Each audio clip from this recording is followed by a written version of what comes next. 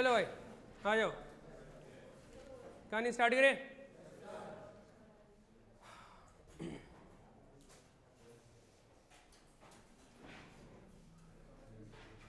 क्या टॉपिक चल रहा था? क्या डेट आज?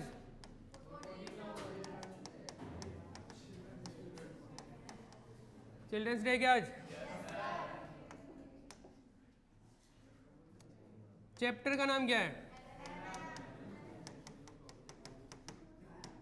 टॉपिक क्या है? इक्विलिब्रियम से रिलेटेड कुछ बातें कर रहे हैं क्या? Equilibrium means net force on the system is net force zero, मतलब नेट एक्सेलरेशन जीरो, मतलब वेलोसिटी। तो वेलोसिटी कांस्टेंट होने का मतलब वेलोसिटी जीरो भी हो सकती है क्या? तो या तो सिस्टम कांस्टेंट वेलोसिटी से चल रहा है या रेस्ट पे है क्या? तो ये दोनों ही पॉसिबिलिटी हो सकती है। ठीक है, जब मैं कांस्टेंट वेलोसिटी से बोल रहा हूँ इसका मतलब एक तरीके से वो रेस्ट पे भी हो सकता है, कांस्टेंट वेलोसिटी जीरो भी तो हो सकता है, बट ऐसे जनरली कांस्टेंट वेलोसिटी से हम यही सोचते हैं कि चल रहा है, तो हम लोग क्या वो जीरो वाली बात अलग से भी लिख देते हैं कई बार। समझ गए? ये इक्विलिब्रियम है। अब इक्विलिब्रियम के बहुत सारे अलग अलग टाइप के प्रॉब्लम्स बनते हैं। जैसे एक तो कल मैंने बताया था क्या, कांस्टेंट वेलोसिटी से चल रहा है, इधर फोर्स लग रहा है, इधर फोर्स लग रहा है, इधर फोर्स लग रहा है, नेट फोर्स कितना लग रहा है? इक्विलिब्रियम आपको पता हो तो ऐसे दो तीन पॉइंट, दो तीन फोर्स लगा के मैंने इक्विलिब्रियम आपको वहाँ पे भी बताया था वेक्टर में। Do you remember this? बताया था कि नहीं? चलिए यहाँ पे और वैरायटी में डिस्कशन करते हैं। ईशा मसीह को देखा आपने? किसने देख लिया रे?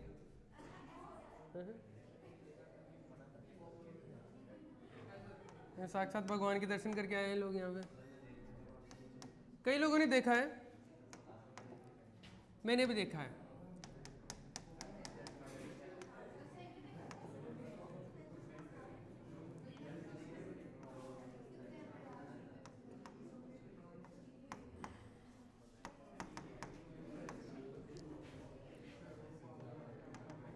ऐसा उनका एक स्टेचू बना हुआ रहता है, मतलब मैं ऐसे बोल रहा हूँ, मैं ऐसे अपमान नहीं कर रहा हूँ, ऐसे लोग अपमान ना समझे इसको। मैं एक चीज़ बता रहा हूँ कि जिस तरीके से ऐसे किसी बंदे को, जैसे मान लो कि एक को बंदे को यहाँ पे बांध दिया और लटका दिया, उस पर नेट फोर्स कितना लगेगा, रेशियो में टेंशन कितना लगेगा, उस टाइप की बातें कर रहे हैं हम लोग, है ना। तो आप तो ऐसे समझो कि एक नोट यहाँ पे बांध दिया और नीचे की तरफ यहाँ पे एक मास लटका दिया, मान लो 5 किलो। ये कुछ ऐसा ही बनाया था मैंने, जैसे मुझे लटका दिया यहाँ पे ऐसे, है ना, 2 रस्सियाँ बांध दी इधर और नीचे पैरों में एक पत्थर और बांध दिया और ऐसे लटका दिया। अब एक रस्सी है, एक रस्सी है, इसमें टेंशन, अब मैं यहाँ पे नहीं हूँ, यहाँ पे क्या है, मास है, मतलब वो जो बीच में ऑब्जेक्ट बना रहा था बॉडी, वो नहीं है, यहाँ पे क्या है, मास है। इस रस्सी में टेंशन T1 मान लो, इस रस्सी में टेंशन मान लो T2, और नीचे एक और रस्सी है उसमें टेंशन मान लो T3। ऐसा है ये सिस्टम इक्विलिब्रियम में। मतलब आप ये समझो कि एक पत्थर को एक रस्सी से बांधा और फिर इधर और बांध दिया। Got it? ये सिस्टम कैसे है? इक्विलिब्रियम में। इक्विलिब्रियम में है तो या तो आपसे इसमें टेंशन पूछ लिया जाएगा कि टेंशन कितना कितना है रस्सियों में। जैसे मान लो ये रस्सी कमज़ोर है और ये टूट सकती है, मान लो 50 के टेंशन से, तो मुझे ये पूछना है कि क्या ये रस्सी टूट जाएगी क्या। तो जब मुझे ये पता चल जाएगा कैलकुलेशन से कि इस रस्सी में टेंशन आ कितना रहा है, जैसे मान लो इस रस्सी में टेंशन आ रहा हो 45 और इसकी कैपेबिलिटी दे रखी है कि ये 50 न्यूटन तक टॉलरेट कर सकती है, और मेरा आंसर आ रहा है कि इस रस्सी में टेंशन आ रहा है 45, तो क्या टूटेगी? क्या कम आ रहा है, नहीं टूटेगी। अगर ज़्यादा आ गया तो टूट जाएगी। तो अगर मुझे ऐसे पूछ लिया कि क्या रस्सी टूट जाएगी क्या, तो मेरे को पहले यही तो चेक करना पड़ेगा कि टेंशन कितना है, तो टेंशन कैलकुलेट करना है मेरे को। या टेंशन वगैरह दे दे तो ये एंगल पूछ लिए, मान लो इधर से पूछे जा सकते हैं। तो इस टाइप की कैलकुलेशन समझिए आप। अब इसमें आप इस टाइप की मल्टीपल स्ट्रिंग्स का बहुत सारे प्रॉब्लम्स देखोगे डीपीपी के अंदर, बहुत सारे हैं। अभी मैं एक दो प्रॉब्लम करवा दूंगा तो आपका दिमाग चलने लग जाएगा कि इस टाइप की प्रॉब्लम्स को कैसे डील करना है। जैसे सबसे सिंपल सी एक बात कर रहा हूँ पहले, एजुपाली का आपको दिखता है यहाँ से, मान लो एक ब्लॉक है 5 किलो का, इसको यहाँ से बांध दिया, ये एंगल मान लो 37 डिग्री और ये एंगल मान लो कुछ भी 60 डिग्री, करेक्ट है। ये 5 किलो के पत्थर को ऐसे 2 रस्सियों से बांध रखा है। अब मेरे को ये पता ना करना है कि इसमें टेंशन कितना है, इसमें टेंशन कितना है, क्योंकि मैंने एंगल दे दिया तो मैं टेंशन पूछ सकता हूँ। तो मुझे क्या बताना है, टेंशन बताना है। तो आप ये समझिए क्या ये पत्थर इक्विलिब्रियम में है क्या? अरे रेस्ट में है ना, रेस्ट में तो वेलोसिटी कितना है, 0, मतलब वेलोसिटी कांस्टेंट, मतलब एक्सेलरेशन कितना है, एक्सेलरेशन 0, मतलब that means it is in equilibrium. Equilibrium में होने का मतलब ये है कि इस पे नेट फोर्स 0 होने का मतलब ये है कि एक्स एक्सिस के अलोंग टोटल फोर्स 0 और वाई एक्सिस के अलोंग भी टोटल फोर्स, एक्स एक्सिस के अलोंग टोटल फोर्स 0 होने का मतलब है एक्स एक्सिस में लेफ्ट की तरफ जो लग रहे हैं वो राइट की तरफ लग रहे हैं, उनके बराबर होंगे क्या? ऐसे ऊपर की तरफ जो फोर्सेस लग रहे हैं वो इस सारे मिलके नीचे वाले फोर्सेस को इक्वेट करेंगे। इसका मतलब वो ये होता है इक्विलिब्रियम का। इसको मैं पहले मेथड से बता रहा हूँ, फिर मैं लामी थ्योरम पढ़ाया कि मैंने आपको, लामी थ्योरम, हाँ तो अभी पढ़ेंगे कोई बात नहीं। ऐसे मैथमेटिक्स का एक छोटा सा इक्वेशन है, लामी थ्योरम बोलते हैं, वो कहाँ पे लगाते हैं अभी मैं बताऊंगा। यहाँ पे पहले लामी थ्योरम नहीं, पहले हमको एफबीडी से जैसे आता है वैसे करते हैं। ये एक ऑब्जेक्ट है, इस पे देखो क्या क्या फोर्स लग रहे हैं, बताना इस पे क्या क्या लग रहा है। mg कितना है 50, और क्या लग रहा है, इस रस्सी का टेंशन में T1 बोल दूं तो इस पॉइंट पे किधर लग रहा है, इधर लग रहा है क्या, इस पॉइंट पे किधर लग रहा है, इधर। ये T2 है, अलग रस्सी है तो T2 है। बाई चांस अगर T1 T2 बराबर आ जाए वो अलग बात है, बाकी तो अभी तो अलग अलग रस्सियाँ तो T1 T2 आ गया अलग अलग। इसका एफबीडी बनाओ तो एफबीडी ऐसा ही तो है कि जैसे ये ब्लॉक था, इधर लग गया T1, इधर लग गया T2 और इधर क्या लग रहा है 50। तीनों इक्विलिब्रियम में, तीनों इक्विलिब्रियम में है। तो आप इनको सोल्व कर लो, और सोल्व करेंगे तो इक्वेशन बना सकता हूँ क्या मैं, इक्वेशन बनाए क्या, किसके लिए बनाए, क्या मैं कंपोनेंट वगैरह ले लूँगा इनके। अब जैसे इस टेंशन का देखो हॉरिजॉन्टल डायरेक्शन में लो और वर्टिकल डायरेक्शन में, तो इसका इधर और इधर कंपोनेंट ले लो, इसका इधर और इधर कंपोनेंट ले लूँ क्या। कंपोनेंट लेने के लिए तो मुझे यहाँ पे या तो ये एंगल पता हो या ये एंगल पता हो। क्या इन दोनों में से कोई एंगल पता है क्या आपको? ये 60 है तो ये कितना है, ये 60 दिख रहा है क्या आपको? ऐसे ये 37 है तो ये 37 दिख रहा है क्या आपको?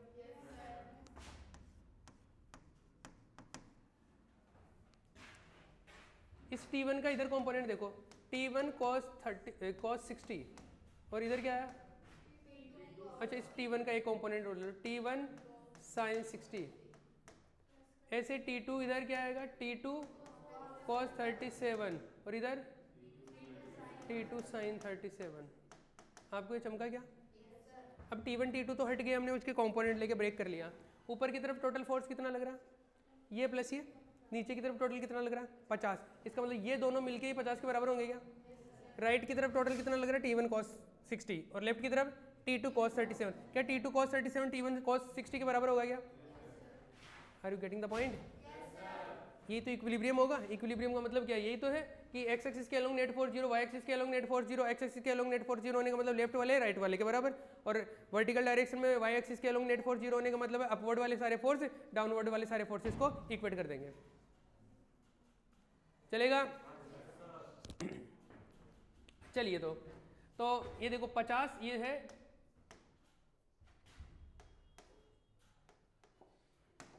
ये है T1 sin 60 plus T2 sin 37 equal to 50।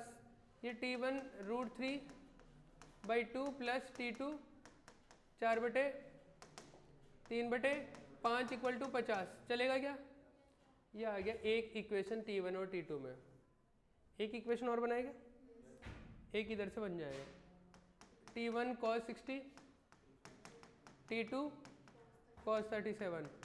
T1 cos 60 1/2 होता है क्या, ये 4/5 होता है क्या, तो T1 इक्वल टू हो गया 8/5 T2। ये हो गया क्या, दो इक्वेशन दो वेरिएबल। क्या T1 T2 की वैल्यू पता कर सकता हूँ क्या मैं?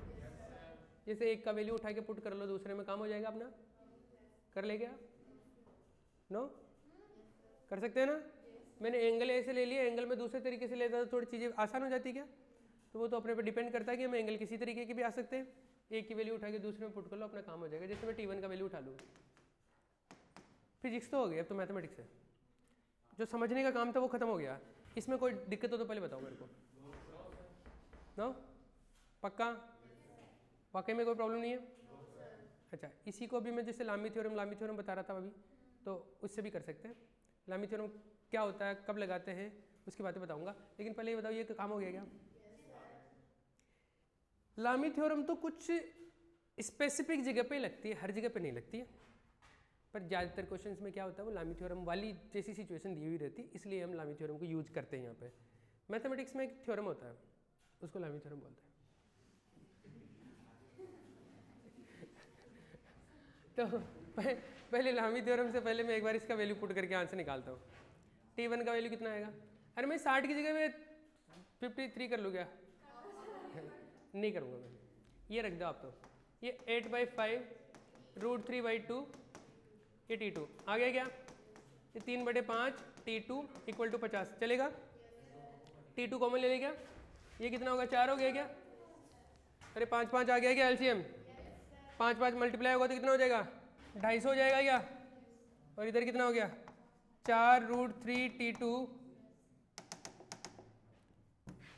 4√3 + 3 T2 equal to 250। 250 equal to कितना है? 250 अपॉन ये कितना हो गया? 4√3 + 3। कोई प्रॉब्लम है क्या? ये T2 आ गया, मिला T2? कोई भी दिक्कत है किसी को? काम हो गया अपना? ओके। इसी चीज़ को हम लामी थ्योरम से भी कर सकते हैं। लामी थ्योरम से कैसे करते हैं सवालों को? T2 मिल गया तो क्या T1 भी निकाल सकते हो? इसको मल्टीप्लाई कर लेना, 8/5 जो भी आ रहा है हो जाएगा 50 और 8 इधर जो भी लिख लेना आ जाएगा, चलेगा? लामी थ्योरम से कैसे करते हैं अब देखो, ये दिखता है सबको? सबको दिख रहा है ना? लामी थ्योरम, अरे ये क्या है रे दादाजी, कौन कर रहा है? अरे तेरे को यहाँ नहीं बिठाया था मैंने, तेरे को कैसे पता चला मैंने वहाँ बिठाया? मैंने तेरे को दिशा भी दी थी ऐसे, वहाँ उस बैग के पीछे बैठ जा, वो बैग के पीछे बैठ जा, वो बैग दिख रहा है?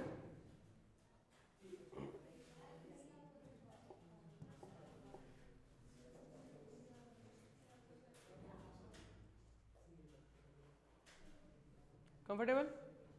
Happy children's day. हाँ जी, देखो लामी थ्योरम क्या बोलता है? लामीज थ्योरम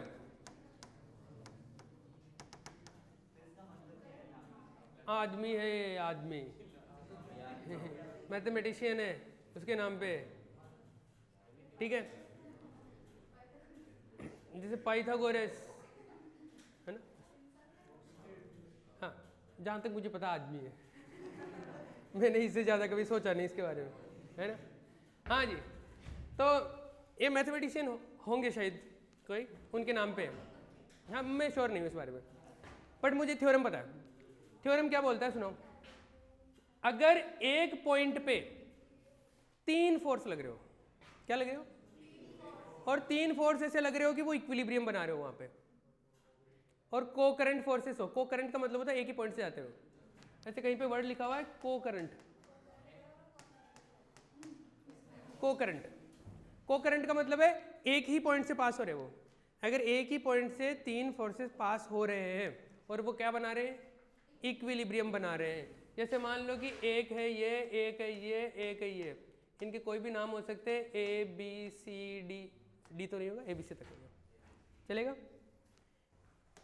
ऐसे लग रहे हैं मान लो, और तीनों इक्विलिब्रियम में है। इनके बीच में कुछ कुछ एंगल भी होंगे। जैसे मान लो एक के सामने की तरफ का जो एंगल, मतलब बी और सी के बीच का, इसका कुछ नाम देते हैं, जैसे अल्फा लिख देते हैं जनरली। बी के सामने का एंगल, बी के सामने का मतलब ए और सी के बीच का एंगल, ये है बीटा। सी के सामने का एंगल मतलब ए और बी के बीच का एंगल, इसका नाम देते हैं गामा। तो इसमें एक रिलेशन होता है। क्या रिलेशन होता है? ए अपॉन इसके सामने वाला जो एंगल है ना, उसका साइन इक्वल होता है बी अपॉन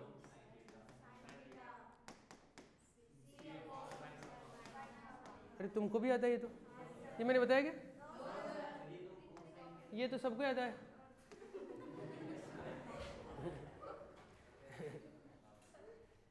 हो गया ये, बस थ्योरम खत्म हो गई बस। अब उस सवाल को इस थ्योरम से भी कर सकते हैं, कर ले। आ जाओ, इस सवाल को करते हैं। कितने फोर्स लग रहे थे? 3।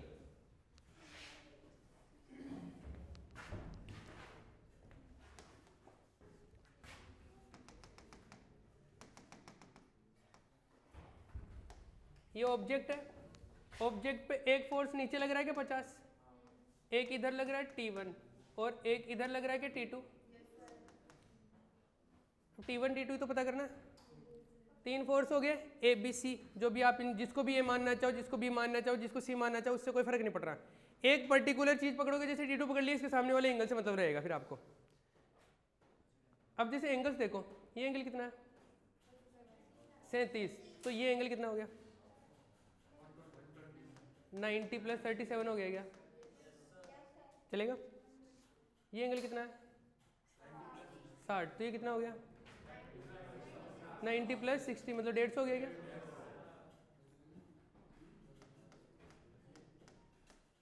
ये एंगल कितना बचा? अरे टोटल 360 होता ना, कितना एंगल बचा? देख लो कितना आ गया।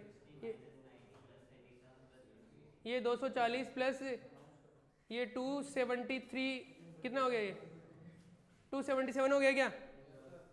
अरे 277 हो रहा है क्या? 150 + 90 240, 240 प्लस ये कितना हो गया? 277।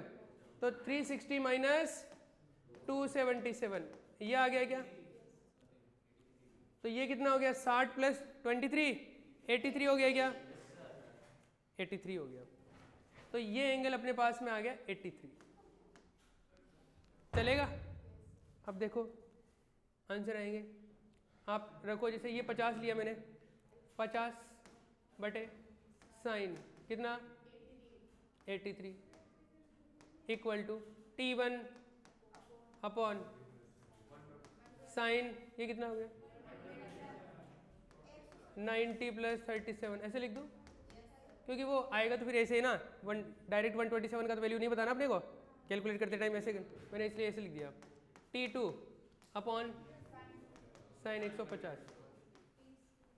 काम हो गया क्या? बस तो आ गया आंसर।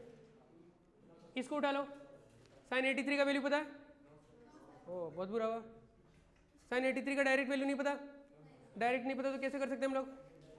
अरे 30 + 53 साइन A + B, क्योंकि ये वैल्यू जैसे इसलिए ये मतलब लेंदी हो गया ये वैल्यू निकालने के चक्कर में। बाकी तो आ तो सकता है। जरूरी नहीं हर बार लामी थ्योरम से क्वेश्चन आसान हो, पर बहुत जगह पे आसान होता है, इसलिए लामी थ्योरम यूज करते हैं। अब मेरे को बताओ, ये एक इक्वेशन बनाना आ गया तो काम हो गया ना। देखो ये नॉन है, ये नॉन है, ये नॉन है, T1 ही तो नहीं पता, इन दोनों को ले लो एक साथ, T1 निकल जाएगा। ये नॉन है, ये नॉन है, ये पता नहीं, ये पता है, इसको साथ में ले लो, काम हो जाएगा, खत्म हो गई कहानी।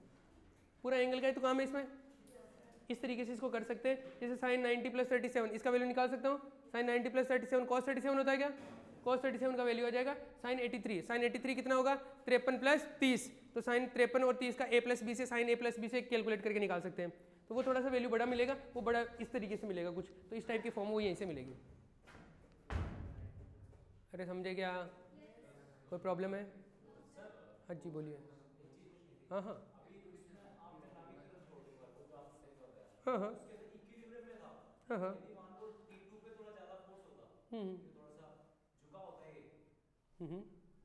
पे ज्यादा फोर्स है इस कारण से और T1 पे कम है इसलिए झुकाएगा। तो सर ये सेकंड इक्वेशन कैसे बनाते हो आप? कौन सी सेकंड इक्वेशन? ये अभी तो इक्विलिब्रियम मान के किया है। हाँ तो वो झुका हुआ होता तब भी तो इक्विलिब्रियम में तो रहता ना। इक्विलिब्रियम का मतलब सिमेट्री नहीं बोल रहा हूँ, आप गलत समझ रहे हो। इक्विलिब्रियम का मतलब ऐसा नहीं है कि बिल्कुल मैं बीच में हूँ और यहाँ से रस्सियाँ बराबर लेंथ पे, ये अभी से ऑलरेडी ऐसे अलग अलग एंगल है ना। हाँ तो वो तू गलत समझ रहा है कि बिल्कुल बीच में है, वो ऑलरेडी ऐसे हैं तब भी इक्विलिब्रियम में है वो। क्लियर है ना बात? इक्विलिब्रियम मतलब सिमेट्री नहीं है, सिमेट्री अलग चीज है। अगर वो ऐसे तिरछा भी है तो इसका मतलब भी कहीं ना कहीं से फोर्सेस बैलेंस हो रहे होंगे, अलग एंगल पे हो रहे होंगे। समझ गए? जिम जाते हो? जिम में अगर जैसे मान लो कि मैं बीम पे ऐसे लटका हूँ, फिर मैं जैसे हाथ ऐसे करूँ थोड़ा सा साइड में, इसको भी ऐसे कर लूँ, इसको और ऐसे कर लूँ, इसको और ऐसे कर लूँ, अब ज़्यादा जोर आएगा कि बिल्कुल सीधा लटका हुआ था तब ज़्यादा जोर आएगा? अरे वो जिम जाता है, उसको बता नहीं दे, टुकड़ा हो। अरे अभी ऐसा ही सवाल करवाऊंगा, क्वेश्चन है इसमें 3-4 ऐसे। खड़ा हो, बता। एक तो तू ऐसे सीधा लटक गया और ऊपर जा रहा है ना, चिन अप कर रहा है। एक ऐसे ऐसे थोड़ा साइड में ले लिया इसको, हाथों को, मतलब हाथों के बीच में एंगल ज़्यादा कर दिया और अब ऊपर जा रहा है। ज़्यादा जोर किस में आएगा? साइड वाले में ज़्यादा जोर आएगा क्या? ज़्यादा जोर आएगा मतलब हाथ पे ज़्यादा जोर पड़ेगा, हाथ पे ज़्यादा जोर पड़ेगा मतलब टेंशन ज़्यादा होगा, यही तो बोल रहा है।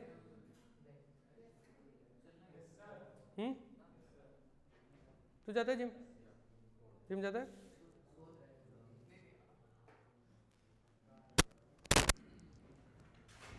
ये क्वेश्चन समझ में आएगा? पहले तो बताओ, मैं दूसरा सवाल तू कर लोगे? कर सकते हो? अच्छा एक सवाल मैं और करवाता हूँ। अरे तुम लोग को तो अभी डीपीपी में बताऊंगा, वो करने ही है सारे, बहुत सारे सवाल है।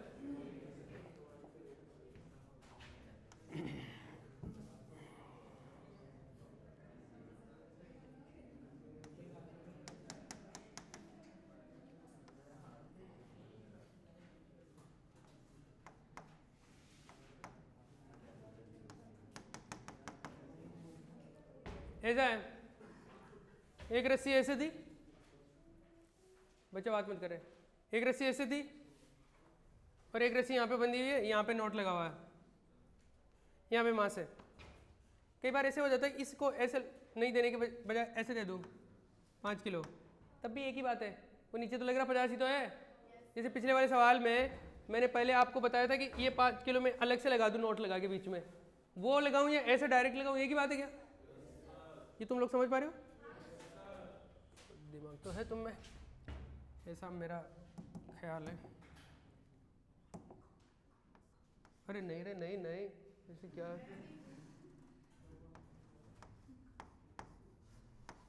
ये 5 किलो है, कितनी रस्सियां हैं इसमें? रस्सी भी नहीं दिख रही भाई। हाँ ऐसा हो सकता है किसी को लगेगी इसको एक ही मान लिया हो, लेकिन ये नोट लग गया तो ये क्या हो गया, एक तरीके से अलग हो गया, ऐसे समझ ले। इसमें टेंशन है T1, इसमें टेंशन है T1, इसमें टेंशन है T2, इसमें टेंशन है T3। मुझे T1 T2 T3 चाहिए। क्या चाहिए? ये चाहिए। इक्विलिब्रियम में सिस्टम, इक्विलिब्रियम में कुछ ना कुछ एंगल देगा, या तो इधर से एंगल दे देगा या इधर से एंगल दे देगा। मान लो ये दे दिया 37,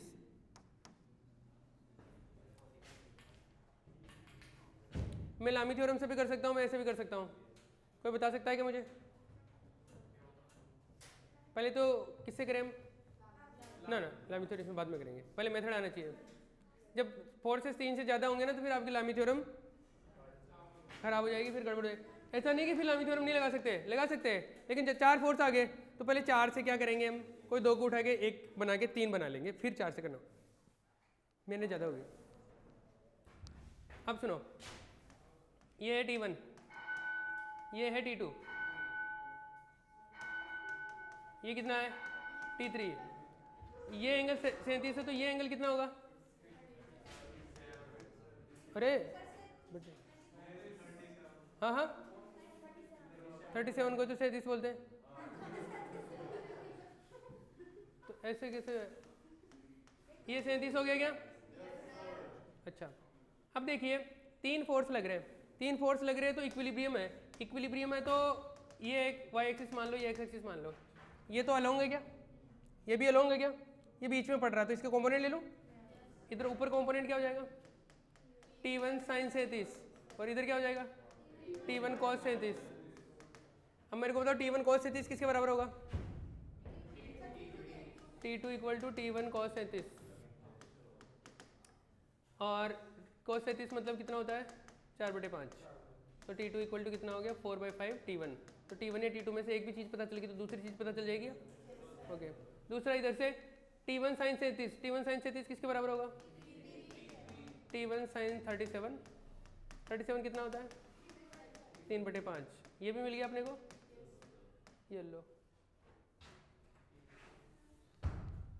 T3 कितना है?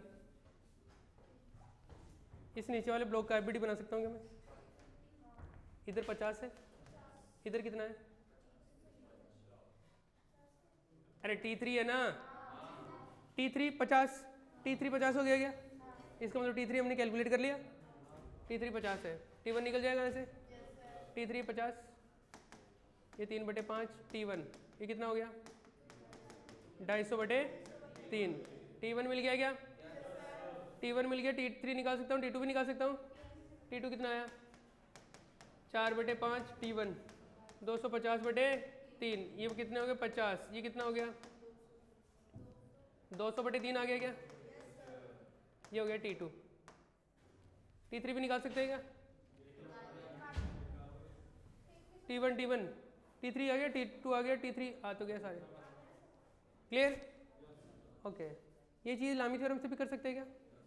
हाँ, लामी थ्योरम से करते हैं। अच्छा, अब की बार एंगल्स का उतना लफड़ा नहीं हुआ इसलिए थोड़ा जल्दी आ गया क्या? अब लामी थ्योरम लगाओ जरा। आओ, एक फोर्स लग रहा है इधर T2, एक फोर्स इधर लग रहा है T1, एक फोर्स इधर लग रहा है T3। T3 50 है क्या? ओके, अब एंगल चाहिए मुझे, तो एक एंगल तो ये रहा, देखो T1 के सामने तो कितना है? 90। एक ये एंगल कितना है? ये एंगल कितना था? 37। ये 90 + 37 है क्या? और ये कितना है? मतलब 180 में से 37 माइनस कर दो, 143। वही तो बोल रहा है, ये बोल रहा है चिल्ड्रंस। तो ये जो है, ये एंगल भी अपने पास में कितना? 180 - 37।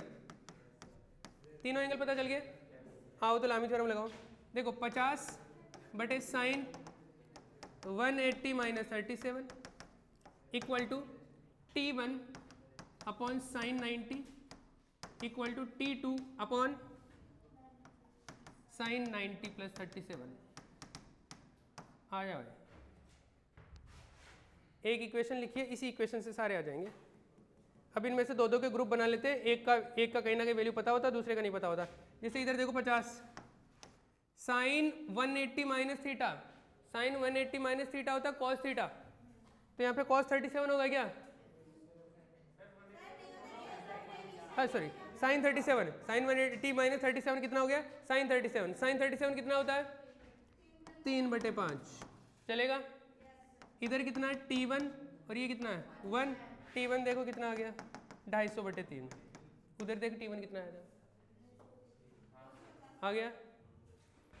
इधर से दूसरा देख, ये वाला तो पता ही है ना, ये देखो इधर, ये T1 1 है इधर, तो ये T2 sin 90 + 37 cos 37, cos 37 कितना होता है? 4/5। ये आ गया। तो T2 पता करना है, तो T2 कितना आ गया अपने पास में? 5/4 T1। ये आ गया क्या? अरे ये उल्टा कैसे आ रहा है? उल्टा कैसे आ रहा है? अरे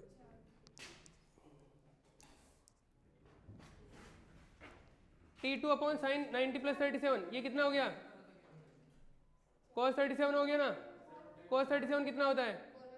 4/5 ही तो होता है। T2 इक्वल टू यहाँ पे, तो यहाँ पे 4/5 था, क्या हो गया?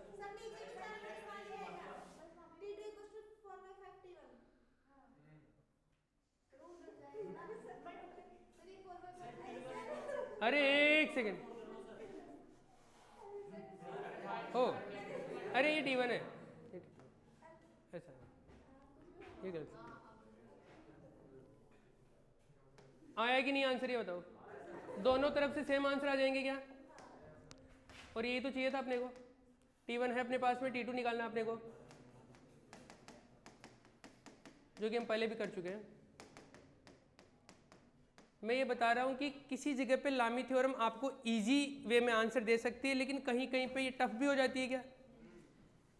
अगर आपको लामी थ्योरम आती है तो थोड़ी आपकी कई बार बहुत जगह पे स्पीड बढ़ने के चांसेस हो जाते हैं। बाकी मेन मेथड आता तो कितने भी 3 से ज़्यादा फोर्स लग रहे हो, 4 लग रहे हो, 50 लग रहे हो, कर सकते हो क्या?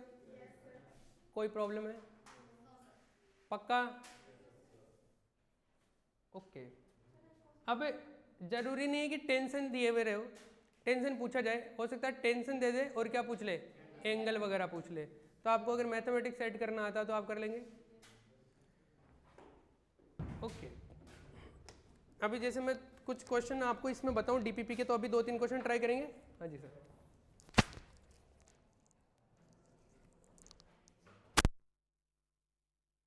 सुनो, अरे सुन ले,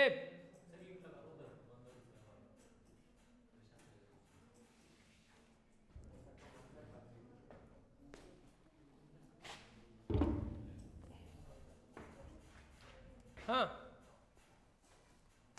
ऐसे समझना,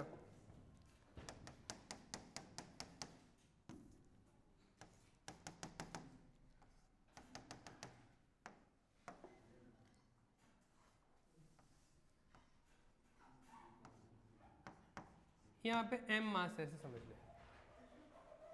कितना मास है? m मास है। इधर है टेंशन T1। ऐसे मान लेता हूँ ये सिमेट्री अभी बीच में है, एक बार के लिए ऐसे समझो। क्या ये बिल्कुल बीच में एक ही टाइप का ये है, एक रस्सी है, इसमें कुछ मास है, उसकी वजह से नीचे आ रहा है, और बीच में सिमेट्री है। सिमेट्री होने का मतलब यहाँ से जितना एंगल बन रहा है यहाँ से भी एंगल उतना ही बन रहा है। समझ गए? यहाँ से एंगल बनने का मतलब है यहाँ से जितना एंगल है उतना एंगल इधर है, उतना एंगल इधर है। ये बात समझ गए क्या? ये दो पैरेलल लाइन एक कट करती है तो ये वाले एंगल इक्वल होते हैं। समझ गए? इस रस्सी में टेंशन आया T, सिमेट्री है तो इस रस्सी में भी टेंशन कितना आ रहा है? T। ये कुछ ऐसे हो गया कि जैसे ऐसे दोनों तरफ से मेरे को बांध रखा और बिल्कुल ऐसे इक्वल सिमेट्री के हिसाब से बांध रखा। इधर इधर ये आपको इसमें सिमेट्री दिख नहीं रही होगी, है ना, क्योंकि मेरे डायग्राम बहुत ही वाहियात है। लेकिन आप बात को समझ पा रहे? आप जब डायग्राम बनाओ तो थोड़ा ध्यान रख लेना। अब आप मुझे बताओ, जब ये चीज है ऐसे, एक लग रहा है इधर T, एक लग रहा है इधर T, और एक क्या लग रहा है इधर mg, यही है क्या? इधर है थीटा, इधर है थीटा। अगर एंगल बराबर हो गया तो टेंशन बराबर हो जाएगा, अगर टेंशन बराबर है तो एंगल बराबर हो जाएगा, ऑटोमेटिकली होना ही पड़ेगा क्योंकि इक्विलिब्रियम है। जैसे ये T, इधर T का cos थीटा, और इधर क्या आ जाएगा? इधर इस T का cos थीटा, इधर क्या आएगा? इस T का sin थीटा, और इधर इस T sin theta, 2T sin theta हो गया ऊपर। अब देखो ये और ये इधर तो बराबर है। देखो अगर मान लो थीटा थीटा बराबर होता तो T1 T2 यहाँ से बराबर हो जाता क्या? मान लो थीटा थीटा बराबर हो जाता तो cos थीटा इधर भी cos थीटा बराबर, तो T1 और T2 भी बराबर हो जाता है। अगर मैं इसको T ना मान के T1 T2 मानता तो, और अगर मैं बोलता कि TT बराबर है तो थीटा थीटा बराबर हो जाता क्या? तो सिमेट्री का मतलब यही है कि अगर एंगल्स बराबर है तो टेंशन बराबर हो जाएगा, और टेंशन बराबर है तो एंगल बराबर हो जाएंगे। क्लियर? अब इस सिचुएशन में देखो 2T sin theta equal to mg, ये बात तुमको समझ में आ रही है? T equal to mg upon 2 sin theta. आप ये सोचो कि ये रस्सियाँ थोड़ी टाइट होगी तो ये ऊपर जाएगा क्या? ये ऊपर जाएगा, ऊपर जाएगा, ऊपर जाएगा, और टाइट होगी और ऊपर जाएगा, तो ये एंगल कितना होगा धीरे धीरे?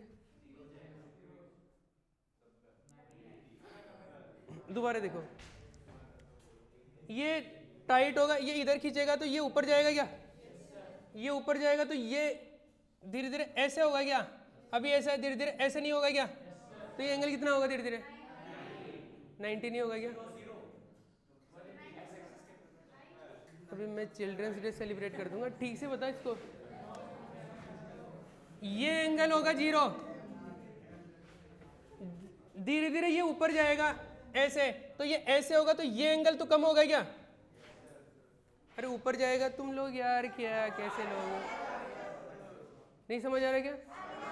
तो धीरे धीरे ये जैसे जैसे इसको ऐसे खींचूंगा तो ये ऊपर जाएगा, ये ऊपर जाएगा, तो अल्फा जीरो, मैं अगर इसको एंगल बना के फिर कैलकुलेशन करता तो जीरो हो जाता है कि अल्फा, तो जब बिल्कुल सीधा हो जाएगा तो अल्फा जीरो हो जाएगा, थीटा कितना हो जाएगा,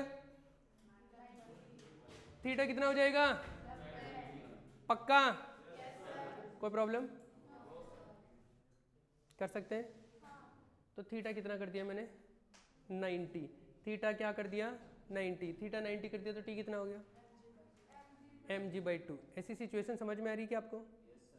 अच्छा एक चीज और बताओ, जैसे जैसे ये इधर खींचेंगे, मतलब जैसे अगर एक आदमी को बांध रखा तो जैसे जैसे इधर खींचने का मतलब है ये धीरे धीरे इन दोनों हाथों के बीच में जो ये एंगल है ये बढ़ता जाएगा क्या? जैसे ये ऐसे लगा रखा तो ये एंगल हो गया दोनों हाथों के बीच में, ये एंगल बढ़ता जाएगा क्या? जैसे जैसे एंगल बढ़ता जाएगा बढ़ता जाएगा बढ़ता जाएगा तो टेंशन का वैल्यू क्या होगा, बढ़ेगा कि कम होगा? बढ़ेगा। एंगल बढ़ेगा तो इसमें तो कम हो रहा है, इसमें गलत कैसे आ रहा है? T T T cos theta, अरे कॉस थीटा ना, एक सेकेंड, अरे ये एंगल मैंने गलत बनाया यहाँ पे, किसी ने बताया नहीं रही है, ये थीटा सही है, अरे थीटा ये है ना ऊपर वाला, फिर यहाँ पर ये कैसे हो गया? दोबारा देखिए इसको, इधर टी चल रहा है, इधर टी चल रहा है, इधर एम जी है क्या? ये है ना थीटा, ये थीटा है, तो अगर मैं कंपोनेंट लेता हूँ इस टी का, इधर क्या आएगा टी कॉस थीटा और T cos theta, 2t cos theta हो गया। इधर वाला क्या आ रहा है टी साइन थीटा, इधर क्या आ रहा है टी साइन थीटा, चलेगा? ये ऐसा है, इधर वाला तो बराबर आ गया, ऊपर क्या आ गया 2t cos theta equal to M G, T equal to कितना हो गया mg/2 cos थीटा। अब जो मैं बात बोल रहा था आप समझ में आएगी। अगर जैसे जैसे बढ़ेगा, जैसे जैसे इसको खींचेंगे थीटा बढ़ेगा क्या? थीटा बढ़ता जाएगा बढ़ता जाएगा बढ़ता जाएगा, जब थीटा 90 हो जाएगा, इफ स्ट्रिंग बिकम्स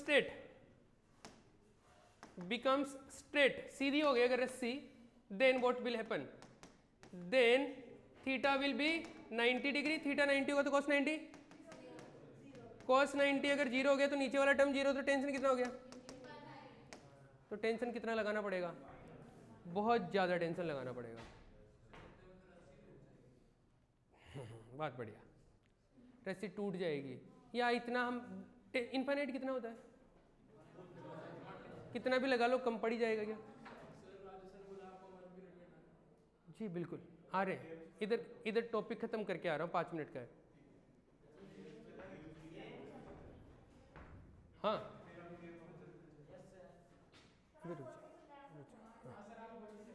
कौन सा गेम खेलोगे?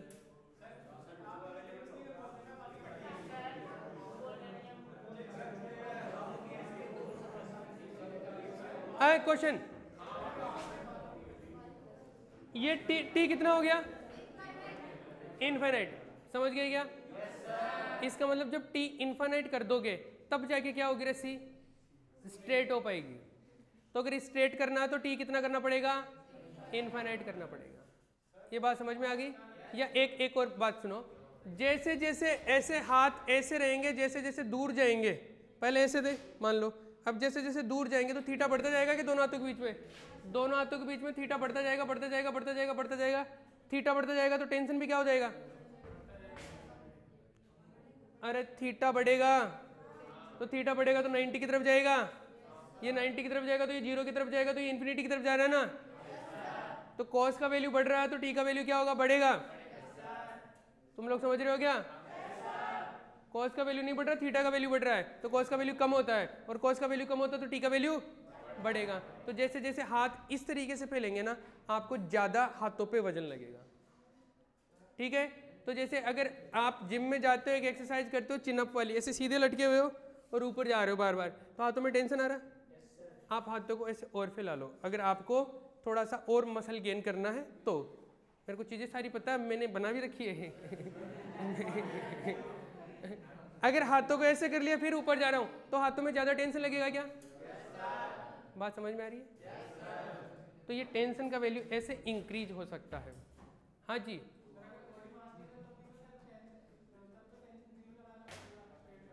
जब बॉडी मास लेस है तो बिल्कुल,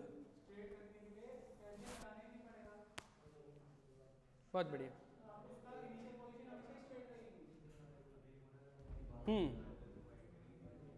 बिल्कुल।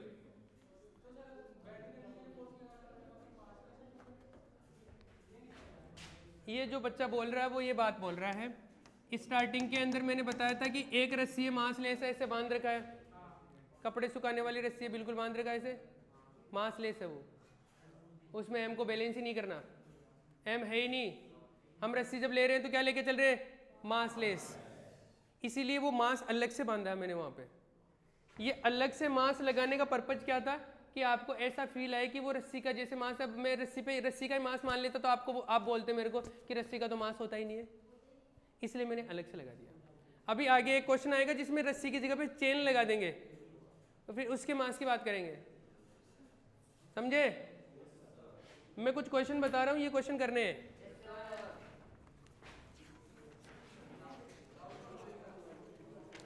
कल करते हैं। हाँ,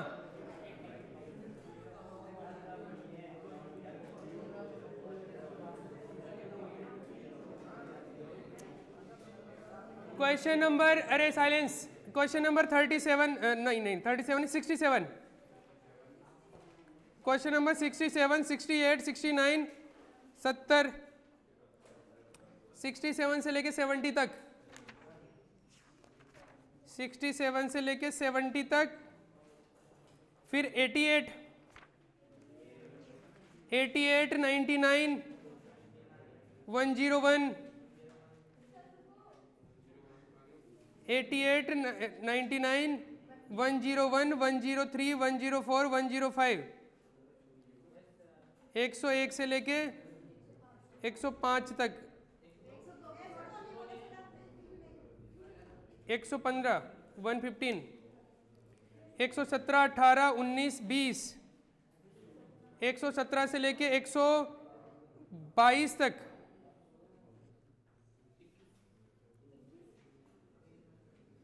123 भी, 135, 136, 135, 136, 148, 149,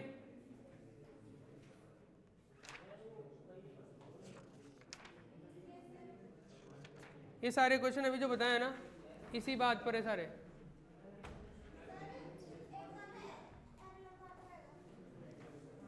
यहाँ तक